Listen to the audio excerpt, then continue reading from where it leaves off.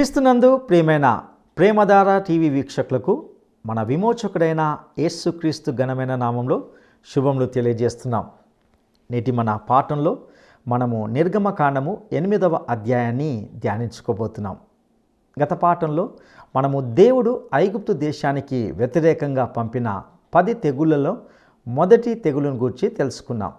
ఈ అధ్యాయంలో ఫరో యొక్క గర్వాన్ని, అహంకారాన్ని తీవ్ర స్థాయిలో చూస్తాం. ఒక్కొక్క తెగులును అతని హృదయము ఇంకా కఠినపరుస్తూనే వచ్చింది. ఎక్కడ కూడా అతని హృదయము మెత్తబడినట్లుగానే చూడం. అయితే మోషే మాత్రము సాత్వికునిగా, ముఖ్యంగా మంచి ప్రార్థన పరుడిగా, ప్రతి సమస్యను ప్రార్థన ద్వారా దేవుని యొద్దకు తీసుకుని వెళ్ళే వ్యక్తిగా ఇందులో చూస్తాం. ఐగుప్తు దేవతలపై దేవుడు యుద్ధాన్ని ప్రకటించినట్లుగా చూస్తాం. ఇందులో 2వ, 3వ, 4వ తెగులను గూర్చి వినబోతున్నాం. ఒక్కొక్క తెగులు ఐగుప్తునకు ఎలా సంబంధాన్ని కలిగి ఉన్నదో, వీటి ద్వారా దేవుడు ఐగుప్తు వారిని ఎలా తీర్పు తీర్చాడో తెలుసుకుంటాం. దేవుని యొక్క శక్తి క్రమక్రమంగా బహిర్గతమవుతూ ఉండడాన్ని మనం ఈ పాఠంలో చూడబోతున్నాం.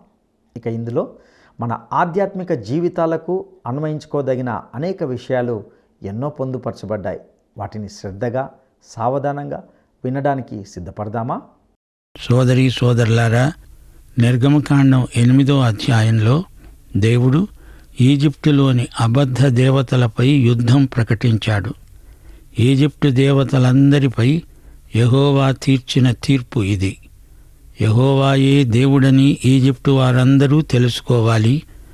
దేవుని ప్రజలెవరు, ఈజిప్టు ప్రజలెవరు అనే వేర్పాటు ఈ యుద్ధానికి కలిగిన ఫలితం. కీర్తనలు 106, 6, 7 వచనాలలో చెప్పబడింది. మా పితరులు ఈజిప్టులో నీ అద్భుతాలను గ్రహించలేదు. వారు ఎర్ర సముద్రము వద్ద తిరుగుబాటు చేశారు. విమోచించబడిన తరువాత కూడా వారు తిరిగి ఈజిప్టుకు వెళ్ళిపోతామంటూ తిరుగుబాటు చేశారు. ఎన్ని అనుభవాలున్నా గతం నుంచి వారు నేర్చుకున్నది ఏదీ లేదు. వారు పరివర్తన చెందలేదు. హృదయం మారలేదు. లోకం మొత్తంలోకి గొప్ప రాజ్యం ఈజిప్టు. ఫరో మొండికెత్తాడు. దేవుడు ఈజిప్టు మీదికి 10 తెగుళ్లు పంపాడు. నదీ జలం రక్తం కావటం మొదటి తెగులు. ఫరో హృదయం నిండా కపటమున్నది. 10 తెగుళ్లలో చిట్ట చివరిది జ్యేష్ఠపుత్రుల సంహారం. 8వ అధ్యాయంలో 2వ తెగులును గురించి వింటాము. 2వది కప్పల తెగులు. ఈజిప్టులో హెకా అనే దేవత కప్ప ఆకారంలో ఉంటుంది. హప్పీ అనే దేవత తన చేతిలో ఒక కప్పను పట్టుకుని ఉంటుంది. నైలు నదీ దేవతకు ఈ కప్ప దేవతకు సంబంధం ఉంది. సంతానోత్పత్తికి, పునర్జన్మకు ఈ కప్ప దేవత అధిష్టాన దేవత. మంత్రసానులు ఈ దేవతను ఆరాధిస్తారు. హెకా దేవత ఒసీరిస్ దేవతను బతికిస్తుంది, ప్రసవ వేదన నుండి తప్పిస్తుంది. ఈజిప్టు దేశమంతా కప్పలతో నిండిపోయింది. ఈ కప్పల బెడదను తప్పించుకునే మార్గమే లేదు. అన్ని కప్పలను చంపటం కూడా అసాధ్యం. అహరోను ఈజిప్టు దేశం మీద చెయ్యి చాపగా దేశాన్ని కప్పలు కప్పాయి. మంత్రగాండ్లు కూడా కప్పలను చేసి విడిచారు. ఫరో కంగారు పడి వీటిని దేవుడు తొలగించాలని ప్రార్థించమని మోషేను అడిగాడు. ఫరో వేడుకొనగా మోషే ప్రార్థించాడు. కప్పలు నదిలోకి పోయి పడ్డాయి. మాంత్రికులు కప్పలనైతే చేశారు గాని వాటిని తొలగించలేకపోయారు. చచ్చిన కప్పల కంపుతో దేశమంతా నిండిపోయింది. తిరిగి ఫరో హృదయం కఠినతరమైంది. దేవుడు ఫరో హృదయాన్ని వత్తగా అందులోని కల్మషమంతా బయటికి వచ్చేసింది. శ్రోతలు వింటున్నారా? విశ్వాసులందరూ న్యాయపీఠమెదుట నిలవాలి. అవిశ్వాసులు ధవళ సింహాసనమెదుట తీర్పు కోసం హాజరు కావాలి. శ్రమల కాలం తరువాత ఇశ్రాయేలు జాతికి కూడా తీర్పు జరుగుతుంది. అంతేకాదు, ఒకానొక రోజున దేవదూతలకు కూడా తీర్పు ఉంది. శ్రోతలు గమనించండి. విశ్వాసుల న్యాయపీఠం తీర్పు మధ్యాకాశంలో జరుగుతుంది. 2 కొరింథీ 5వ అధ్యాయం 14వ వచనం, క్రీస్తు ప్రేమ మనలను బలవంతం చేస్తున్నది. దేవుడు పక్షపాతి కాడు. గలతీ పత్రిక 6వ అధ్యాయం 7వ వచనం, మోసపోకండి, దేవుడు వెక్కిరించబడడు. మనుష్యుడు ఏమి విత్తుతాడో అదే పంట కోస్తాడు. నీకు న్యాయపీఠం ఎదుట కిరీటం దొరకాలని ఆశ ఉండాలి. బహుమానం పోగొట్టుకుంటే బాధపడాల్సి వస్తుంది. ప్రియ శ్రోతలు, విశ్వాసులకు అగ్ని పరీక్ష ఉంది, జాగ్రత్త. దేవునికి వేషధారులంటే ఎంతో అసహ్యం. ఆధ్యాత్మిక విలువలు లేని ఏ పని అయినా, వ్యాసంగమైనా చేపట్టకూడదు. యవ్వనేచ్ఛల నుండి పారిపోవాలి. నీవు చేసేది మంచి పని అయినా చెడు ఉద్దేశ్యంతో చేయకూడదు. దేవుని బిడ్డలలో గర్వం ఏ కోశానా ఉండకూడదు. నిర్గమకాండం 8వ అధ్యాయంలో ఫరోను చూడండి. అతనికి ఎంతో గర్వం. ఫరో ఎదుట నిలిచిన మోషేను చూడండి. అతడెంతో సాత్వికుడు. మనం కూడా దేవుని న్యాయపీఠాన్ని దృష్టిలో ఉంచుకొని జీవించాలి. పాపం చేయకూడదు. అథవా ఏదైనా పాపం జరిగితే ఒప్పుకొని క్షమాపణ పొందాలి. ఒకే పాపానికి 2 సార్లు క్షమాపణలుండవు. క్షమించబడిన పాపం తిరిగి నీ జీవితంలో కనపడకూడదు. దేవుని వాక్యాన్ని దివారాత్రములు ఎడతెగక ధ్యానిస్తూ ఉండాలి. పరిశుద్ధాత్మ చైతన్యము కలిగి జీవించాలి. క్రీస్తునందున్న వారికి ఏ శిక్షావిధి లేదు, ఉండదు. గత పాపములన్నీ క్షమించబడతాయి. యేసుక్రీస్తును తిరస్కరించిన వారికి అదే గొప్ప పాపం. దానికి తోడు వారు చేసిన ప్రతి పాపము ధవళ సింహాసనపు తీర్పు కిందికి వస్తుంది. న్యాయపీఠం విశ్వసనీయులైన విశ్వాసులకు మహదానంద సమయం. ఆ సమయమందు మనకు కిరీటాలు, అమూల్య బహుమానాలు లభిస్తాయి. సోదరీ సోదరులారా, వింటున్నారా? మోషే గొప్ప ప్రార్థనాపరుడు. అతడు ప్రతి సమస్యను ప్రార్థనలో దేవుని వద్దకు తీసుకువెడతాడు. నీతిమంతుని ప్రార్థన మనఃపూర్వకమైనదై బహుబలము గలది. అయ్యో దేవా, నీవు వారి పాపమును పరిహరిస్తే సరి, లేని ఎడల నీవు రాసిన నీ గ్రంథములో నుండి నా పేరు తుడిచివెయ్యి. పౌలు ప్రార్థన కూడా ఇదే. రోమాపత్రిక 9వ అధ్యాయం 3వ వచనం, సాధ్యమైన ఎడల దేహ సంబంధులైన నా సహోదరుల కొరకు నేను క్రీస్తు నుండి వేరై శాపగ్రస్తుడనై ఉండగోరుతాను. మోషే మనస్సు, పౌలు మనస్సు, వీరిద్దరి మనస్సులు యేసుక్రీస్తుకు కలిగిన మనస్సే. ఎస్తేరు రాణికి కూడా అదే మనస్సుంది. తన ప్రజలకు మేలు కలిగేటట్లు నేను నశిస్తే నశిస్తాను అంటూ సాహసించింది. మొర్దెకై ఆమెకు సలహా ఇచ్చాడు. ఈ సమయమును బట్టి నీవు రాజ్యానికి వచ్చావేమో ఆలోచించుకో. చరిత్ర అంతా వెతికి చూస్తే ప్రార్థన జీవితంలో ఆరితేరిన వ్యక్తులే గొప్పవారని పేరెన్నికగన్నవారయ్యారు. మోషే ప్రార్థించాడు. ఆ ప్రార్థనకు దేవుడు వెంటనే జవాబిచ్చాడు. మోషేకు తన బలహీనతలు తెలుసు. దేవుడే అతణ్ణి బలపరిచాడు. తానెందుకు కొరగాని వాణ్ణి అని ఒప్పుకున్నాడు. ఎర్ర సముద్రం దాటినప్పుడు దేవుడు ఈజిప్టు దేశీయులను అరికట్టాడు గాని కాదేషు బర్నియాలో ఇశ్రాయేలీయుల అవిధేయతను బట్టి వారు వాగ్దత్త భూమిలో వెంటనే ప్రవేశించకుండా ఆపాడు దేవుడు. మోషే విశ్వసనీయత మొత్తం మీద అతనికి విజయంగానే పరిణమించింది. సోదరీ సోదరులారా, వింటున్నారా? దేవుడు ఈజిప్టులోని స్థానిక దేవతలతో చేసిన యుద్ధంలో 10 ఘట్టాలు, 10 తెగుళ్ళు. నైలు నదీ జలం రక్తంగా మారింది అంటే అది మొదటి యుద్ధరంగం. రెండోది కప్పల తెగులు. ఈ 2 సందర్భాలలో ఈజిప్టు దేవతలు, ఆ దేవతలకు ప్రతినిధులైన మంత్రవాదులు ఓడిపోయారు. ఫరో ఈ 2 సార్లు మొండిగా వ్యవహరించాడు. అతని హృదయం మెత్తబడటం లేదు. నిర్గమకాండం 8వ అధ్యాయం 16వ వచనం నుండి 3వ తెగులు. ఈజిప్టు దేశమంతటా పేలు. అహరోను తన కర్రను పట్టుకొని చెయ్యి చాపి ఆ దేశపు ధూళిని కొట్టినప్పుడు పేలు చెలరేగాయి. మంత్రగాండ్లు పేలను చెయ్యలేకపోయారు. ఇది కేవలం దైవశక్తి అని వారు ఫరోకు చెప్పి ఒప్పుకున్నారు. అయినా ఫరో హృదయం కఠినతరమైంది. 3వ తెగులుకు మంత్రవాదులు నకిలీ నల్లులను చేయలేక తమ అశక్తతను ఒప్పుకున్నారు. గేబ్ అనే భూదేవత మీద దేవుని తీర్పు ప్రకటించబడింది. పంటలు పైర్లను గూర్చి గేబ్ దేవత ఒసిరిస్ దేవతకు ఎప్పటికప్పుడు సమాచారం అందిస్తుంది. పేలు అనే తెగులు ఇక్కడ పేర్కొనబడింది. ఈ పేలు దోమల్లాగా మనుషులను కొడతాయి, కొండితో కొడతాయి, గుచ్చుతాయి, బాధ పెడతాయి. కప్పలతో భూమి అంతా నిండిపోయింది. భూమి యొక్క ధూళి పేలుగా మారింది. ప్రతి ధూళి రేణువు ఒక పేను.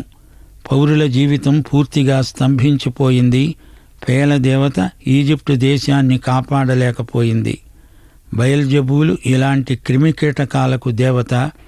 ఎన్ని అద్భుతాలు చేసినా ఫరో నమ్మటం లేదు. కఠిన హృదయాలకు సత్యం కనపడదు. వారు గుడ్డివారైపోతారు. ఇప్పుడు మరో అద్భుతం.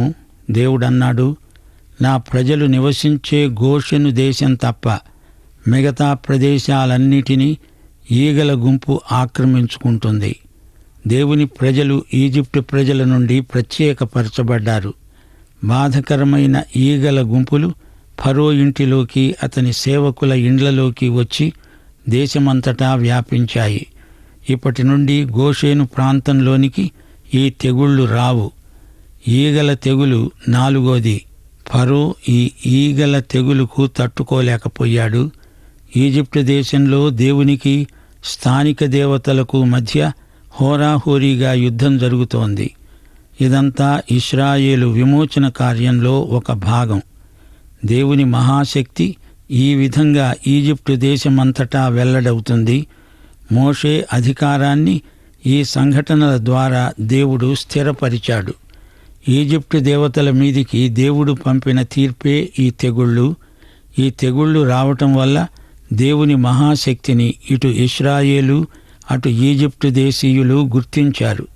చిట్టచివరికి ఇశ్రాయేలీయులు ఈజిప్టును విడిచి వెళ్ళడానికి మార్గం ఏర్పడింది.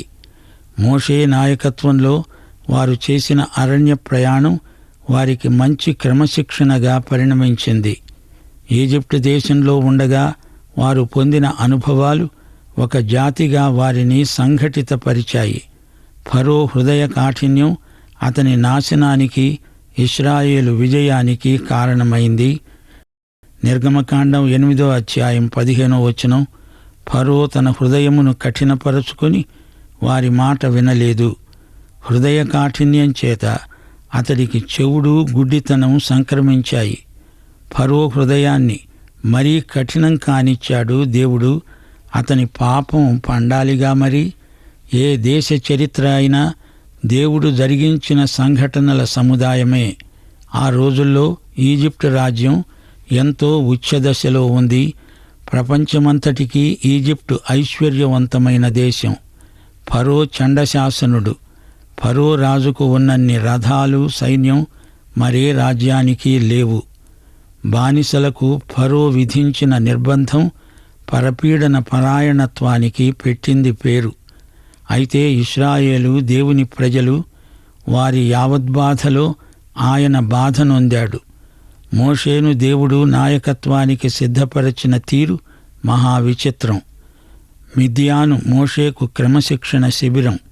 మిద్యాను అనుభవాలలో అతడెంతో విరిగి నలిగి సాత్వికుడయ్యాడు. మోషే పెళ్లాడిన స్త్రీ ఐథియోపియురాలు.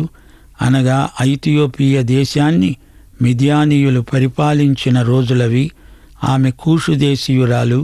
ఒక విధంగా మోషేకు దూరబంధువు అవుతుంది. వారి మూలపురుషుడు మిద్యాను. అతడు అబ్రాహాము కుమారుడే. ఆమె ఐథియోపియ పౌరసత్వం గలది. మోషే కుమారుడి సున్నతి తరువాత అతడు తన భార్యను పుట్టింటికి పంపాడు. తిరిగి సీనాయి ప్రాంతానికి వచ్చినప్పుడు ఆమె వచ్చి మోషేను కలుసుకున్నది. అబ్రహాము, ఇస్సాకు, యాకోబుల దేవుడు మోషే తండ్రికి, మోషేకు కూడా దేవుడే. అబ్రహాము ప్రభృతులు మృతుల కారు, సజీవులు. పునరుత్థానమందు వీరు మహిమ శరీరాలతో లేస్తారు. వీరి జీవము, ఆత్మ సజీవమై ఉన్నాయి. శరీరం మాత్రమే చనిపోతుంది. అయితే మటుకేమి, పునరుత్థానమందు అంతకంటే మంచి శరీరమే వస్తుంది. యాకోబు పత్రిక 2వ అధ్యాయం 26వ వచనం, ప్రాణము లేని శరీరం మృతం, నిజమే, ఇది శారీరక మరణం. అయితే ఇదే శరీరం పునరుత్థానమందు మహిమలో లేపబడుతుంది. నీకు నాకు దేవుడై ఉన్న ప్రభువు సజీవులకే దేవుడు. విశ్వాసులమైన మనము మృతులము కాము అని గ్రహించాలి. నిర్గమకాండం 2:23 ఇశ్రాయేలీయులు తాము చేస్తున్న వెట్టి పనులను బట్టి నిట్టూర్పులు విడిచారు, మొర్ర పెట్టారు, మూలిగారు. నిట్టూర్పు, మొర్ర, మూలుగు. దేవుని బిడ్డలు శ్రమలలో, ఇబ్బందులలో ఉన్నప్పుడు వీరి నిట్టూర్పులు, మొర్ర, ఆక్రందనలు, మూలుగులు దేవుడు వింటాడు. ఈ ప్రకృతి యావత్తు క్షయాధీన దాస్యములో నుండి మూలుగుతున్నది. దేవుని కుమారుల ప్రత్యక్షత కోసం ఎదురుచూస్తూ సృష్టి యావత్తు ఏకగ్రీవముగా మూలుగుతోంది. శ్రోతలు వింటున్నారా? 10 తెగుళ్ళు వరుసగా ఈజిప్టు దేశం మీదికి వచ్చి పడ్డాయి. దేవుడు నిర్గమకాండంలో తలపెట్టిన ఈ పోరాటం దేవుని బిడ్డలకు ఎంతో ధైర్యం కలిగిస్తుంది. ఈ పోరాటం వెలుగుకు చీకటికి మధ్య, రోగానికి ఆరోగ్యానికి మధ్య, పరలోకానికి నరకానికి మధ్య, సత్యానికి అసత్యానికి మధ్య జరుగుతున్నది. నిర్గమకాండం 3:1 దేవుని పర్వతమైన హోరేబు, అక్కడ పొద, అగ్నిజ్వాల. ఆ దర్శనమే మోషేలో ఈ గ్రంథమంతంతటా పనిచేస్తోంది. సీనాయి కొండ, హోరేబు కొండ. సీనాయి ఒక కొండ మాత్రమే కాదు, ఆ కొండ సీమ అంతా అదే పేరుతో పిలువబడుతోంది. అలాగే హోరేబు ఒక కొండ మాత్రమే కాదు, ఆ మైదాన ప్రాంతమంతా హోరేబు అనే పేరుతో వ్యవహరించబడుతుంది. ఆదికాండంలో మోరియా కొండను గురించి విన్నాము. అది ఇస్సాకును బలి ఇచ్చిన స్థలం. అలాగే సీయోను కొండ మరొకటి, ఆలివు కొండ ఇంకొకటి. అపొస్తలుల కార్యములు 1:12 శిష్యులు ఆలివు వనము అనబడిన కొండ నుండి తమ తమ ఇండ్లకు వెళ్ళిపోయారు. ఆ తరువాత రూపాంతరపు కొండ ఉన్నది. 2 పేతురు 1:18 మేము పరిశుద్ధ పర్వతము మీద యేసుతో కూడా ఉండి దేవుని శబ్దము ఆకాశము నుండి రాగా మేము విన్నాము. ఇది పేతురు సాక్ష్యం. ఈ పరిశుద్ధ పర్వతమే రూపాంతరపు కొండ. ఆ తరువాత కల్వరి కొండ. దీనికి విశ్వాసుల జీవితానికి అవినాభావ సంబంధమున్నది. మరొక కొండను హెబ్రీ పత్రిక పేర్కొంటోంది.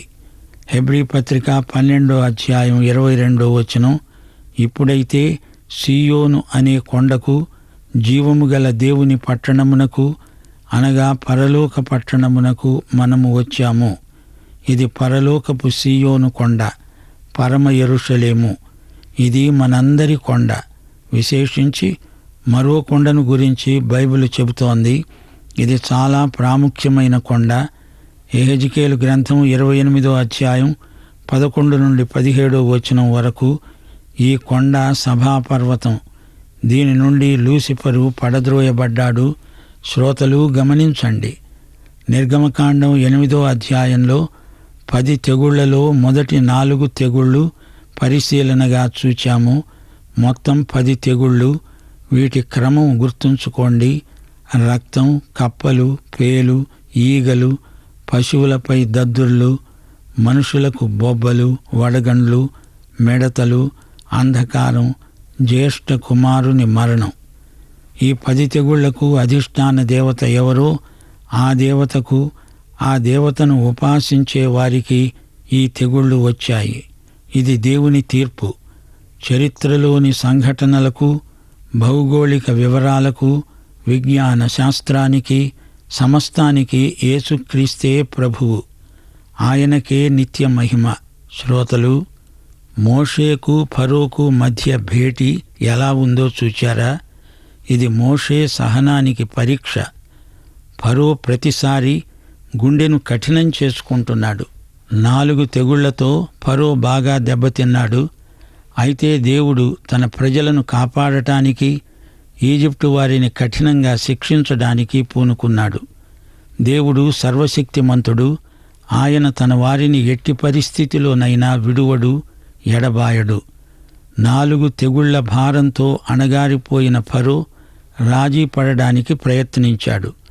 పోనీ బయటికి వెళ్లడం ఎందుకు, మా దేశంలోనే మీ బలులు అర్పించుకోవచ్చు గదా అని సూచించాడు. దూరం పోవద్దు అన్నాడు. గాని అతని మాటలు కపటముతో నిండినవి. వారిని వెళ్ళనివ్వడం ఫరోకు ఇష్టం లేదు. దేవుడు అతని ఆంతర్యమెరుగును. దేవుని సేవకుడు, దేవుడు తర్ఫీదు చేస్తున్న మోషే దేవుని మాటే దేవుడు చెప్పింది చెప్పినట్లే చెబుతున్నాడు. యెహోవాకు బలి అర్పించటం ఈజిప్టు దేశంలో జరగకూడదు. అది ఈజిప్టు వారికి అభ్యంతర కారణమవుతుంది. నిర్గమకాండం 8వ అధ్యాయం 19వ వచనం, శకునగాండ్రు ఇది దైవశక్తి అని ఫరోతో చెప్పారు. దైవశక్తి అంటే దేవుడు తన చేతి వేలితో చేసింది అని అర్థం. దేవుని మహాశక్తిని శకునజ్ఞులు గుర్తించారు. ఈ సంఘటనల వెనుక హెబ్రీయుల దేవుడైన యెహోవా ఉన్నాడని వారు సాక్ష్యమిస్తున్నారు. ఈ సృష్టిని శాసించగల దేవునితో యుద్ధం చేయడం ఫరోకు సాధ్యమవుతుందా? దేవుణ్ణి, దేవుని ప్రజలను వ్యతిరేకించి ఫరో నిలువగలడా? ఫరో రాజకీయాలు, ఎత్తుగడలు ఒకదాని వెంబడి ఒకటి విఫలమైపోతున్నాయి. దేవుని బిడ్డలను హింసించే వారికి దేవుని ప్రతిదండన తప్పదు. దేవుని ప్రజలారా, దేవుని ఎరగని వారికి ప్రతిదండన దినమున్నది. మిమ్మును శ్రమపరిచే వారికి శ్రమ, మీకు విశ్రాంతి. ఇదే దేవుని వాగ్దానం. పాఠం ఇంతటితో ముగిసింది. మన ప్రభు అయిన యేసుక్రీస్తు వారి దివ్య కృప, తండ్రి అయిన దేవుని పరమ ప్రేమ, పరిశుద్ధాత్మ యొక్క అన్యోన్య సహవాసము మనకందరికీ నిత్యత్వము పర్యంతము తోడై ఉండునుగాక. ఆమేన్.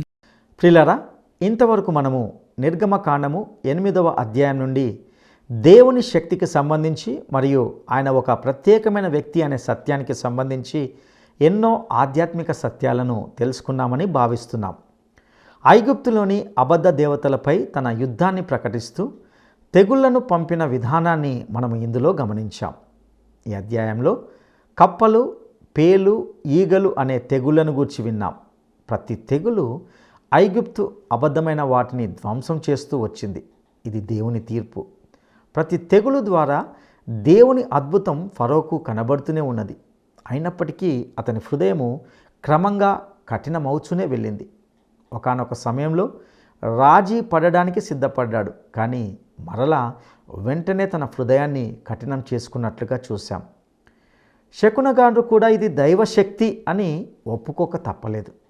ప్రియ సహోదరుడా, సహోదరి, ఫరో లాంటి కఠిన హృదయాన్ని మనము ఎప్పుడు కూడా కలిగి ఉండకూడదు.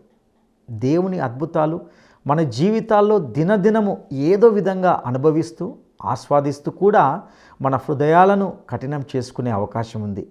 ఈ విషయంలో మీరు జాగ్రత్తగా ఉండవలసిన అవసరత ఎంతైనా ఉందని మనం గ్రహించాలి.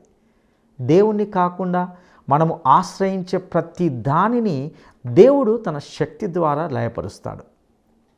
ఆయన శక్తిని గ్రహించి తనకు లోబడగలిగినప్పుడు గొప్ప అద్భుతాలను మనం చూడగలుగుతాం.